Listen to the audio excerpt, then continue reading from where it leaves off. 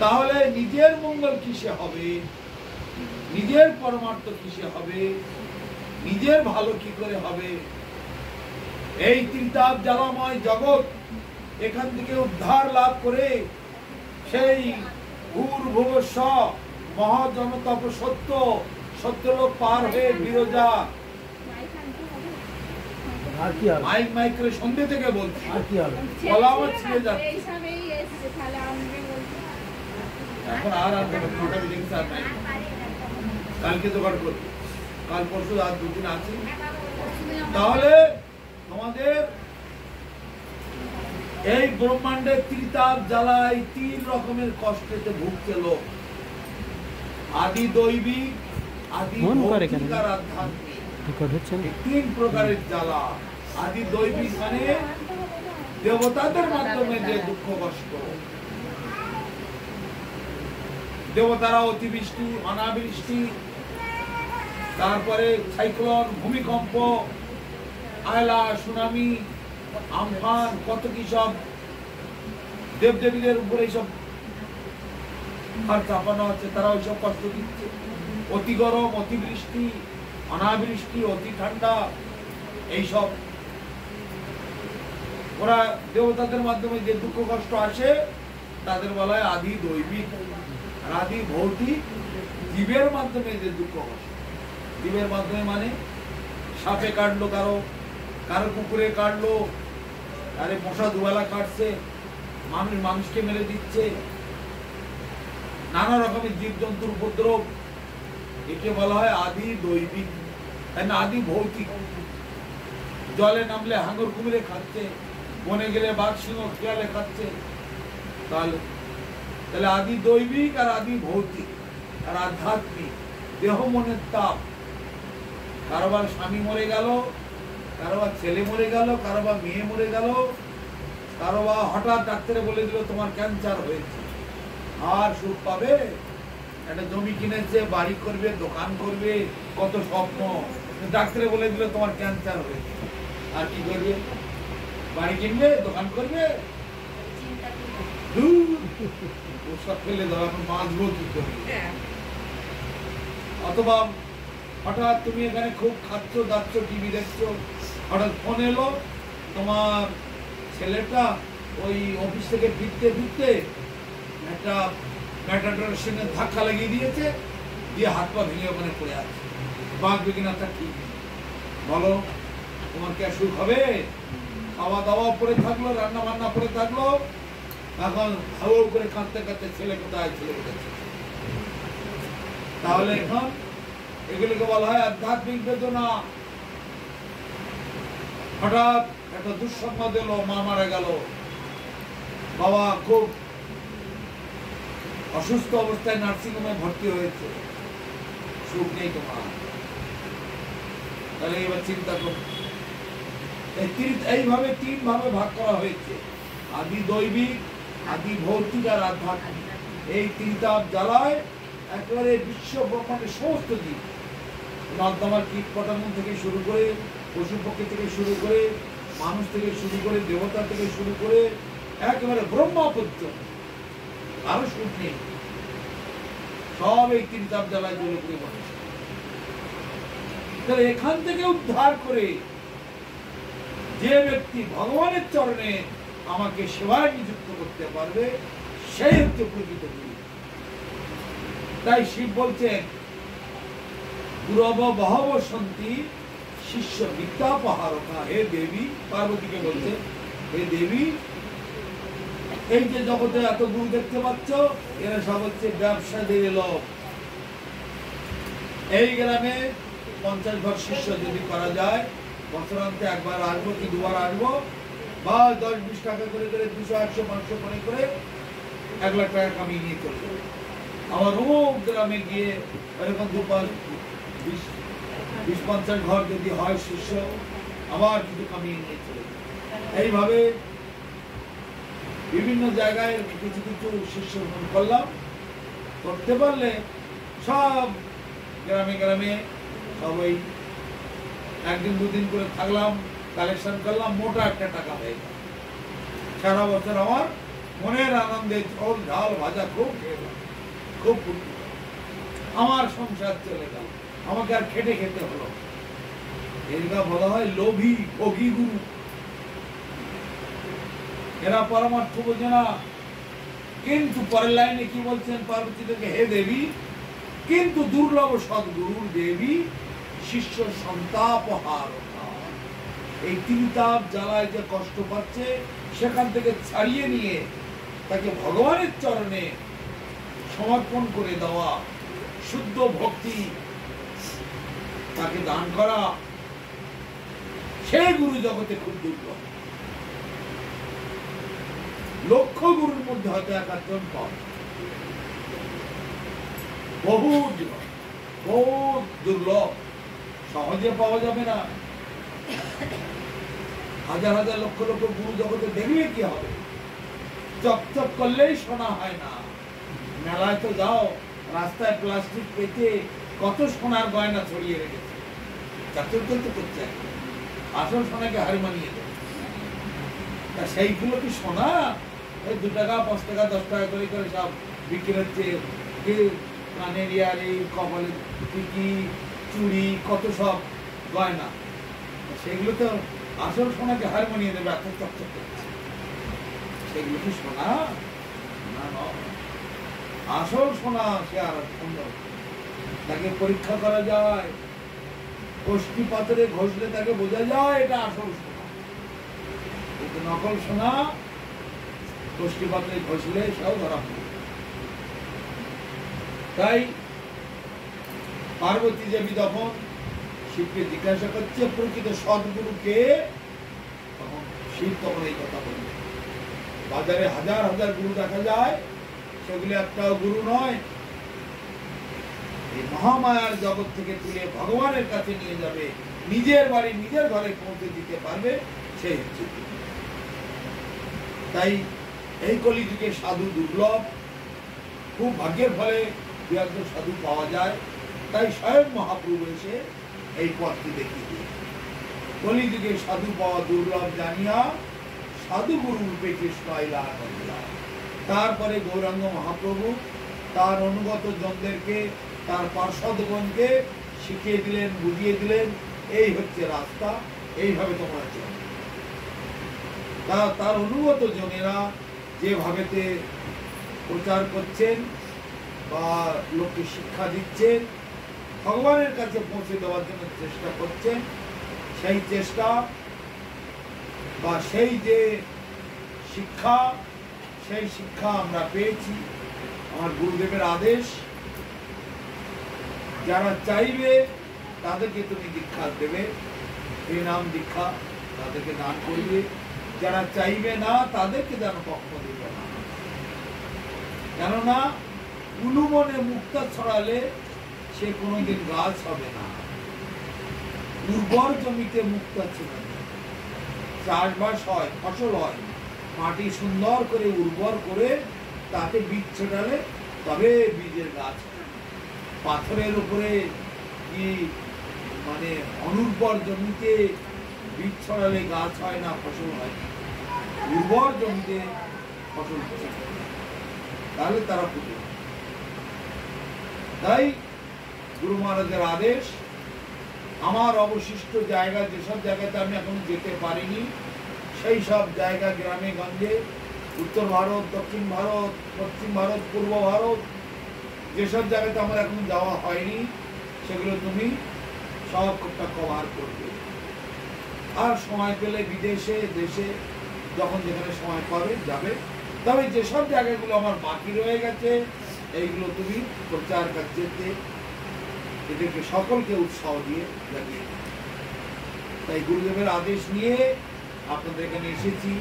আর শুভ কার্তিক ব্রত, দামোদর ব্রত, এই শুভ দামোদর মাসেতে একদিন যদি ভগবানের নাম কীর্তন করা যায়, একদিন যদি ভগবানকে প্রদীপ দিয়ে আরতি করা যায়, তাহলে লক্ষ লক্ষ তীর্থ ভ্রমণের ফল হয়, লক্ষ লক্ষ যাগযজ্ঞের ফল হয়। ওই স্বর্গবাস, এই মহাজন তপসত্য, অন্যান্য লোকে লক্ষ লক্ষ বছর বাস করার যে ফল সব একদিনে পাওয়া যায়। একদিন যদি ভগবানকে একটু প্রদীপ দেখানো যায়, এই ব্রত মাসের দিন দেখে নিয়ম সভা মাস বলা হয়। নিয়ম করে প্রদীপ দেওয়া, নিয়ম করে আরতি করা, একটু একটু মানে সংযমের মধ্যে জীবনযাপন করা, এক সেদ্ধ দ্রব্য গ্রহণ করা, শাক সবজি সব যতটা পারা যায় সীমিতের মধ্যে, যেগুলো আমাদের শাস্ত্রকে নিরূপণ করা আছে সেইগুলো গ্রহণ করা। যে সকল নিষেধ আছে সেইগুলি ব্রত মাসিতে কখনো গ্রহণ করতে হবে। যেগুলো আমাদের চলবে সেইগুলো আমরা গ্রহণ করব। এইভাবেতে এই ব্রত মাসটা চালানোর দরকার। আর পূর্ণিমার দিন আসছে, রাস পূর্ণিমা, ওই দিনে আমাদের ব্রত ভঙ্গ হবে। তো এই ব্রত এই পুরো মাসটাতে বা 4 মাসটাতে যেসব জিনিসগুলো গ্রহণ করা হয়নি, সরষের তেল গ্রহণ করা হয়নি, পটল গ্রহণ করা হয়নি, কলমি শাক গ্রহণ করা হয়নি, সিদ্ধ চাল গ্রহণ করা হয়নি, লাউ গ্রহণ করা হয়নি, লাউ শাক গ্রহণ করা হয়নি, সেই সকল বস্তুগুলি এখন আমরা ওই পূর্ণিমার দিনেতে সেইগুলি সব ভোগ দেবো। আর অন্যান্য দিয়ে যতটা পেরে, যার ভাগে যতটা সম্ভব সেইভাবেতে সেইগুলি রন্ধন কি আছে গোটা পত্রিকায় দেখে নেবে, অনেকে ইংরেজি মাস। আজকে হচ্ছে 5 তারিখ, আর হচ্ছে 15 তারিখেতে আর 10 দিন আছে। 15 তারিখ হচ্ছে সেই পূর্ণিমা, রাস পূর্ণিমা। ওই রাস পূর্ণিমার দিনেতে ব্রত ভঙ্গ, ওই দিনেতে ভোগ দিয়ে ভগবান রাধা গোবিন্দের রাসলীলা, বৃন্দাবন ধামেতে ব্যাপক রাসলীলা হয়। বৃন্দাবন ধাম, নবদ্বীপ ধাম, পুরুষোত্তম ধাম, এইভাবে বিশেষ বিশেষ পূর্ণ ক্ষেত্রেতে এই রাসলীলা হয়। রাসলীলাতে আমাদের এই ব্রত ভঙ্গ হয়। ওই দিনই সব খাওয়া যাবে, তাই তো? হ্যাঁ, ওই দিন ঠাকুরকে ভোগ দিয়ে ব্রত ভঙ্গ। তো যাই হোক, এই ব্রত মাস এখনো চলছে। এই দামোদর মাস রাধারানীর অতীব প্রিয় মাস। বছরে 12 মাসের মধ্যে শ্রেষ্ঠ মাস হচ্ছে কার্তিক মাস। কার্তিক ব্রত, দামোদর ব্রত, এই ব্রত পালন করলে মায়ার বন্ধন থেকে মুক্তি লাভ করা যায়। মায়া দেবী তার কারাগারে আর আমাদের কখনো আটকে রাখবে না। যমরাজ পাশে ঘেঁষতে পারবে না, দূর থেকে দণ্ডবোধ করতে। কৃষ্ণ ভক্তি আছে যার, সমস্ত দেবী দেবতা বন্ধুতা। হরিনাম করলে, কৃষ্ণ ভজন করলে কোটি কোটি দেবী দেবতা সব তার কাছে গিয়ে প্রণাম করবে। বৈষ্ণবদের সর্বাঙ্গে দেবদেবীরা বাস করে। বৈষ্ণবদের চোখে, বৈষ্ণবদের নাসিকায়, বৈষ্ণবদের দাঁতে, জিহ্বায়, কানে, সারা সর্বাঙ্গে বাস করে। কেন? বৈষ্ণবগণ সবসময় হরিনাম করে। জিহ্বায় যদি বাস করা যায় তাহলে হরিনাম শোনা যাবে। কানে যদি বাস করা যায়, বৈষ্ণব যখন হরিনাম শুনবে সেই কান দিয়ে হরিনাম শোনা যাবে। চোখে যদি বাস করি বসি সূক্ষ্মভাবে, বৈষ্ণব যখন ঠাকুর দেখবে ভগবান আমারও কিছুটা হবে। এইভাবেতে বৈষ্ণবের সর্বাঙ্গে দেবদেবীরা গুপ্তভাবে এসে বসেছে। বৈষ্ণব যে ঘরে থাকে সেই ঘরে দেবদেবীরা বিভিন্ন রূপেতে সেখানে এসে বসে এবং সব সময় তাদের কৃপাশীর্বাদ প্রার্থনা করে। আর যমরাজ তার দূতদেরকে বলে রেখেছেন, হে দূতগণ, শুনে রাখো, যাদের গলায় মালা থাকবে, কপালে তিলক থাকবে, হাতে হরিনামের মালা থাকবে, মুখে হরিনাম থাকবে, তার কাছে কখনো যাবে না। দূর থেকে তাকে প্রণাম করবে। কিভাবে তার সাথে ব্যবহার করবে? জ্বলন্ত আগুন। তাকে যেমন দূর থেকে সম্মান করি, তার কাছে আমরা যাই না, গেলে পুলিশ সরকার হবে। যে সকল মানুষ হরিনাম করে, কপালে তিলক পরে, গলায় মালা পরে, তুলসীর মালা আর ওই হরিনামের মালা জপ করে তাদেরকে দূর থেকে জ্বলন্ত অগ্নিকাষ্ঠের মতো দূর থেকে সম্মান করবে, তাদেরকে কখনো জমালয়ে আনবে না। কিন্তু যারা হরিনাম করে না, মালা পরে না, তিলক করে না, ঠাকুরকে ভোগ দিয়ে প্রসাদ পায় না, তারা সব হচ্ছে জমের শাস্তি, জমের কারাগারের আসামি, সব জমালয়ের আসামি তারা। যেমন দেশের সরকার আছে আমাদের দেশে, যে সকল লোক সরকারের শাসন মেনে চলে, সরকার তাদেরকে স্যালুট জানায়। আর যারা শাসন মানে না, আইন মানে না, চুরি ডাকাতি বদমাশি গুন্ডামি মাতলামি করে, সঙ্গে সঙ্গে পুলিশের চলে, এই পুলিশকে ধরো, পুলিশ তখন তার জেলখানায় ঢুকিয়ে দেয়, এখানে পড়ে পড়ে পড়ে থাকে। তাহলে যারা সরকারের আইন ভঙ্গ করে তাদেরকে সরকার জেলখানায় ভরে রাখে, পুলিশে রাখে। আর যারা সরকারের আইনকে মর্যাদা দেয়, সরকারও তাদেরকে নমস্কার করে, প্রণাম করে। এই হচ্ছে আমার সভ্য নাগরিক, আমার দেশের সুসভ্য নাগরিক। একে কখনো কষ্ট দেওয়া যাবে না, এর সুযোগ সুবিধা দেয়। তো সেই কারণে আমাদেরকে সবসময় মহাপ্রভু যে রাস্তা দেখিয়েছেন, ভাগবত আমাদের যে শিক্ষা দিয়েছেন, সেই শিক্ষাকে সুমর্যাদা দিতে হবে, যথার্থ মর্যাদা আমাদের দিতে হবে। তাহলে আমাদের মনুষ্য জন্ম সার্থক। আর এই কলিযুগের ধর্ম হরিনাম রূপে ভগবান এসেছেন, যে নাম সেই নাম ভজ নিষ্ঠা করি, নামের সহিত ফিরে আপনি স্ত্রী হন। নামের মধ্যে সেই ভগবান আছে। হরিনাম বিনে, যে কৃষ্ণ নাম বিনে বিফলে মনুষ্য জন্ম যায় দিনে। দিন গেল মিছা কাজে, রাত্রি গেল নিদ্রে, না ভজিল রাধা কৃষ্ণ চরণার। কৃষ্ণ ভজিবার তারে সংসারে আইনু, মিছে মায়ায় বদ্ধ হয়ে বৃক্ষ সম। আর ফল রূপে পুত্র কন্যা ডাল ভাঙি পড়ে, আর কাল রূপে সংসারেতে কক্ষ বাসা করে। পাখির বাসা ঘরে হলে কি হয়? জ্বালিয়ে মারে, ওই পায়খানা করছে, ওই ময়লা ফেলছে, ওই কিচির মিচির করছে, জ্বালিয়ে পুড়ে মারে না? তোমাদের সেরকম ছেলে গুলে হলি ওই জ্বালিয়ে পুড়িয়ে মারে। শেষকালে কি কিছুই পাবে না, পাবে না, কিছু পাবে জিরো। কিন্তু তোমাদের এই সংসারের প্রতি লোক, ছেলে মেয়ে নাতিপুতির প্রতি লোক, ওদের প্রতি ভালোবাসা, ওই হচ্ছে মিছে মায়া, ওই অনন্তকাল তোমাদের ভোগাচ্ছে, ভুগিয়ে ভুগিয়ে ভুগিয়ে ভুগিয়ে তোমাদের নাকানি চোখানি খাওয়াচ্ছে, তবু তোমাদের জ্ঞান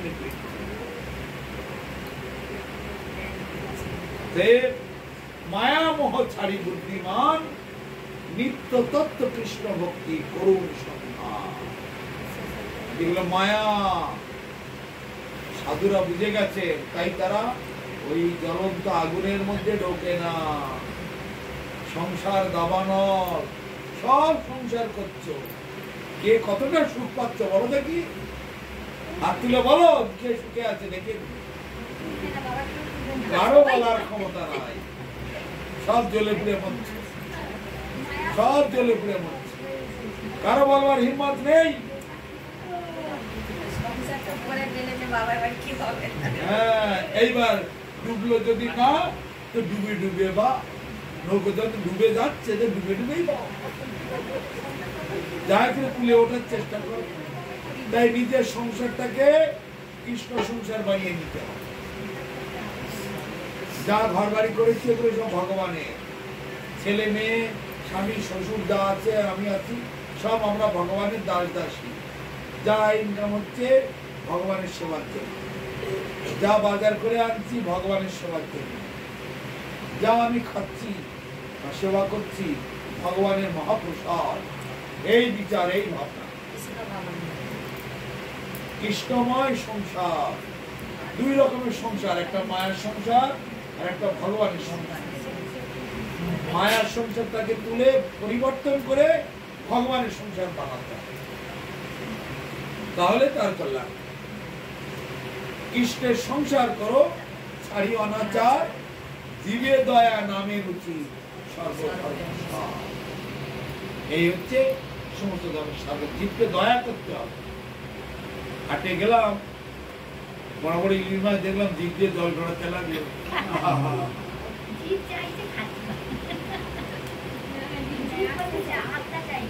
আত্মা চাই, সবাই মূর্খ লোকেরা বলে এই আলোগুলো জ্বলছে, আলোর ভিতরে কি একটা শক্তি আছে না, ইলেকট্রিক আছে।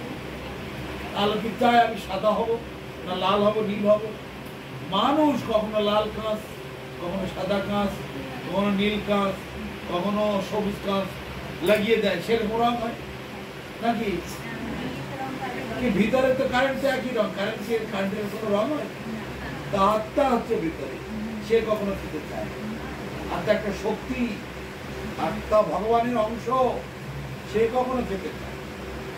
সে চায় ভগবানের ধামে ফিরে যেতে, সে চায় ভগবানের সেবা করতে, সে ভগবানের সঙ্গে যুক্ত জুড়ে থাকতে চায়। এই হচ্ছে আত্মা। যাক, আগামী দিনে আবার হবে। বাঞ্ছা কল্পতর ভক্তি কৃপা সিন্ধু পতিতানাং পাবনেভ্যো বৈষ্ণবেভ্যো গিরে বা বনেতে থাকো, আগৌ রঙ্গ বলে ডাকো, নরোত্তম মাগে তার সঙ্গ। যে যেখানে যে অবস্থায় থাকো না কেন, সবাই হরিনাম করবে, তোমাদের সকলের কল্যাণ হবে, মঙ্গল হবে, দুর্লভ মনুষ্য জীবন সার্থক। বাঞ্ছা কল্পতর ভক্তি কৃপা সিন্ধু পতিতানাং পাবনেভ্যো বৈষ্ণবেভ্যো। জয় মাধবায় কেশবায় নমঃ। গোপাল গোবিন্দ রাম শ্রী মধুসূদন, বিনায় গোপীনাথ নমঃ নমঃ। চৈতন্য নিত্যানন্দ শ্রী অদ্বৈত ভক্ত, গদাধর শিবাচার্য গৌর ভক্তবৃন্দ। জয় রূপ সনাতন ভক্ত রঘুনাথ,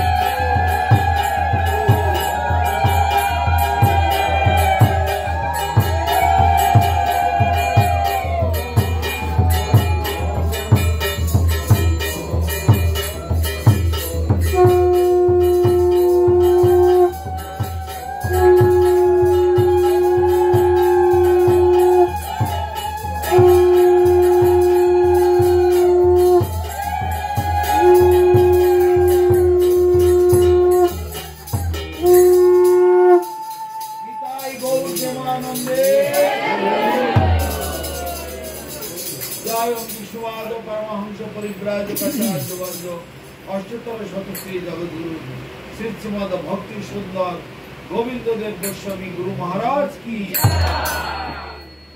জয়। শ্রী শ্রী গুরু গৌরাঙ্গ গান্ধার্ব গোবিন্দ সুন্দর গিরিধারী গোপাল গোপীনাথ মদন মোহন রাধা দামোদর জিউ কি জয়। অনন্ত শ্রী বিভূষিত ওম বিশুবাদ পরমহংস শ্রীল ভক্তি রক্ষক শ্রীধর দেব গোস্বামী পরম গুরু মহারাজ কি ভগবান শ্রীল ভক্তি সিদ্ধান্ত सरस्वती गोस्वामी प्रभुपाद परमेश्वरी गुरु महाराज की समस्त गोस्वामी वृंद की जय। कार्तिक व्रत दामोदर व्रत उज्जव व्रत नियम सभा तिथिमास की श्री श्री राधा दामोदर जीव की जय। दामोदर व्रत पालनकारी समस्त गौर भक्त वृंद की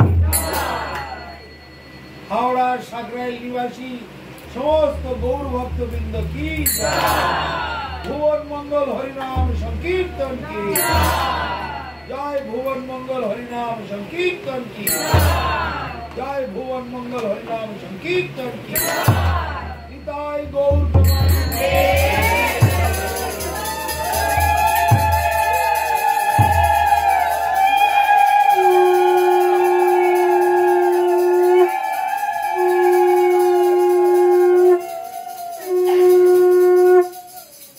विष्णुपाद जगद्गुरु श्रीमद भक्ति अमल परमहंस देव गोस्वामी गुरु महाराज की जय। ओम विष्णुपाद जगद्गुरु श्रीमद भक्ति अमल परमहंस देव गोस्वामी गुरु महाराज की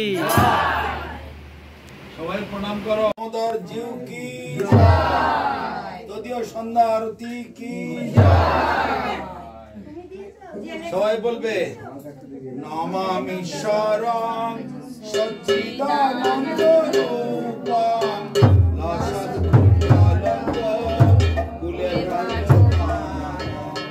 नमामि शरणं सच्चिदानंद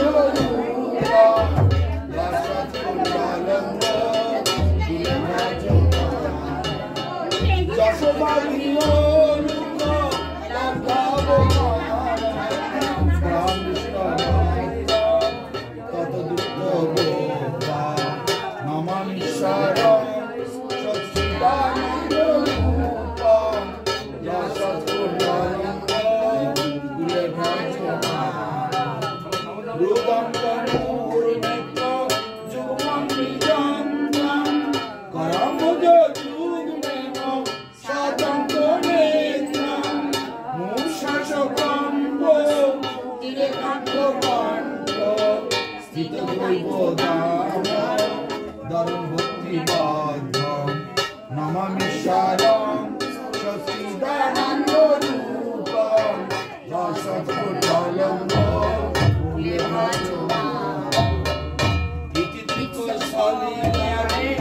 आनंद कुंडे सब